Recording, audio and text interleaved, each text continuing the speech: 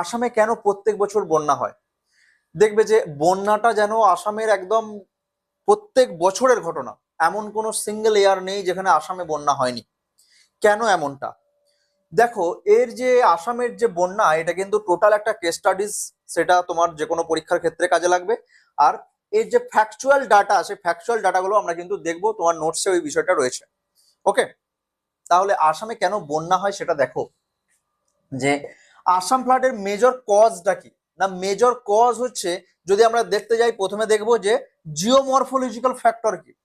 Geomorphology, ওই যে আসামের জিওমরফোলজিটা কি আছে, জিওমরফোলজিক্যাল ফ্যাক্টর কেন হচ্ছে এমন, দেখো ভূপ্রাকৃতিক যে বিষয় না, এর কারণ হচ্ছে, দেখো যে আসাম কি না, আসাম হচ্ছে একটা সমভূমি।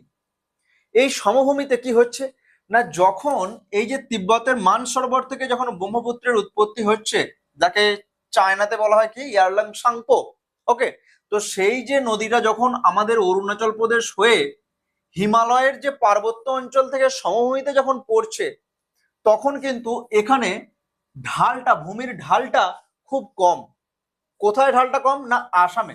তো ভূমির ঢাল যদি কম থাকে তাহলে কি হবে না, জল নিকাশি ঠিকঠাক ভাবে হবে না, ওয়াটার লজ কন্ডিশন হবে।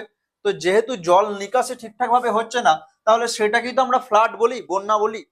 তাহলে আসামের মেন ফ্যাক্টর যেটা জিওমরফোলজিক্যাল ফ্যাক্টরটা কি না, জিওমরফোলজিক্যাল ফ্যাক্টর হচ্ছে যে এই যে সমভূমি, এই সমভূমিতে জল ঠিকঠাক নিকাশি হচ্ছে না। ওকে, নেক্সট কি না, নেক্সট দেখো, আচ্ছা এখানে আরেকটা জিওমরফোলজিক্যাল, আমরা যদি একটু তোমার নোটস দেখো সবকিছু দেওয়া আছে, তুমি জাস্ট বিষয়টাকে বোঝো, এখানে নোটসটা তুমি রেফার করবেই। এখানে আরেকটা জিনিস দেখো, যে এখানে আছে কি না, এই জায়গাতে এখানে হচ্ছে গারো, খাসি, জয়ন্তিয়া, মেঘালয়ের মালভূমি না। তো মেঘালয় মালভূমি দেখো, একদিকে তার মানে কি হচ্ছে না, দক্ষিণ দিকটা একটা ব্যারিয়ার আছে, বাঁধের মতো আছে, কি দ্বারা না, ন্যাচারাল ব্যারিয়ার। কিসের দ্বারা না, এই যে মেঘালয় মালভূমি, সেই মেঘালয় মালভূমি দ্বারা কিন্তু নিচের দিকটা যদি ওপেন থাকতো, তাহলে জল তো এইদিকে চলে যেত, জল যেতে পারছে না, নিচের দিকে আসতে পারছে না। এখানে হচ্ছে আমার বে অফ বেঙ্গল। ওকে, এখানে বে অফ বেঙ্গল, বঙ্গোপসাগর। সেই জন্য এই জায়গাটার যে ভূপ্রাকৃতিক কন্ডিশন, এটা হচ্ছে major factor. Clear? Next number 2 কি না, ক্লাইমেটিক ফ্যাক্টর। ক্লাইমেটিক ফ্যাক্টরটা আর একটা ইম্পর্টেন্ট জিনিস। কেন বলছি না, দেখো যে এই আসাম যে জায়গায় অবস্থিত, মেঘালয় আসাম যে ভূপ্রাকৃতিক অঞ্চলে অবস্থিত, এটা হচ্ছে পৃথিবীর সর্বোচ্চ বৃষ্টিপাত যুক্ত অঞ্চল, তাই তো? বিশ্বের সর্বোচ্চ বৃষ্টিপাত যুক্ত অঞ্চল কোথায়? মেঘালয়ের, বলো? চেরাপুঞ্জি। গুড, চেরাপুঞ্জি, মৌসিনরাম।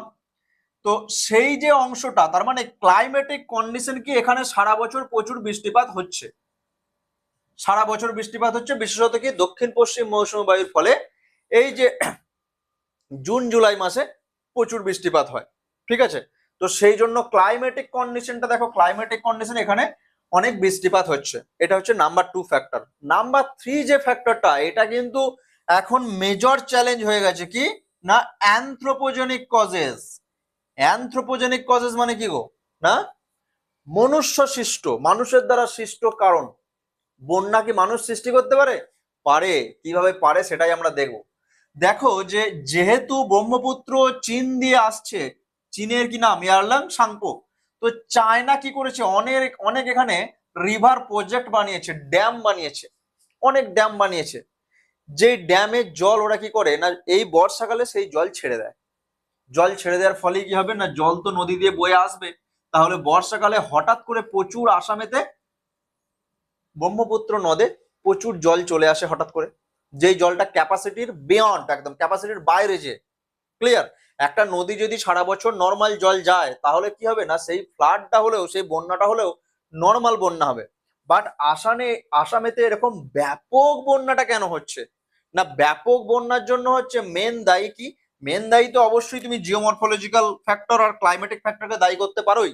তার থেকেও এখনকার দিনে যেটা মারাত্মক ইস্যু, সেটা হচ্ছে চীনের এই যে ওয়াটার রিভার প্রজেক্ট গুলো, চীনে যে ড্যাম গুলো চীনে বানিয়েছে, সেই ড্যাম গ্রীষ্মকালে জল ওরা বেঁধে রেখে দিচ্ছে, ওরা হাইড্রো ইলেকট্রিক প্রজেক্ট করছে ওখানে, বা ওদের ওখানে এগ্রিকালচার এর জন্য আরো ওই ওয়াটারকে ডাইভার্ট করে দিচ্ছে।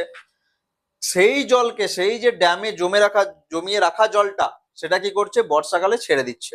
যার ফলস্বরূপ কি মনে করো যে নদীর ক্যাপাসিটি ইনকেস বললাম যে মনে করো 50,000 কিউসেক জল আসার কথা, তার পরিবর্তে আসছে কত যে 5 লক্ষ কিউসেক। তাহলে সেই জলটা যাবে কোথায়?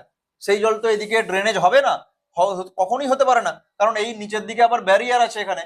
তাহলে সেই সমস্ত জল নিয়ে আসামেতে প্রত্যেক বছর বৃষ্টিটা কিন্তু, বন্যাটা কিন্তু, যে শুধুমাত্র আবার ভালো করে মাথায় রাখবে বিষয়টা, যে বন্যাটা কিন্তু আসামে বৃষ্টি কেন্দ্রিক সবসময় নয়।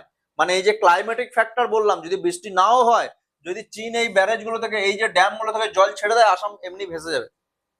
তো সেই জন্য আমাদের আসামের সারা, এই সারা বছর নয় সরি, প্রত্যেক বছর কিন্তু এই সময়তে বৃষ্টিপাতের জন্য বলো, আর এই চীন থেকে ড্যাম ছাড়ার যে জল বলো, সেখান থেকে বন্যার সৃষ্টি হচ্ছে। ওকে, নেক্সট যেটা দেখবো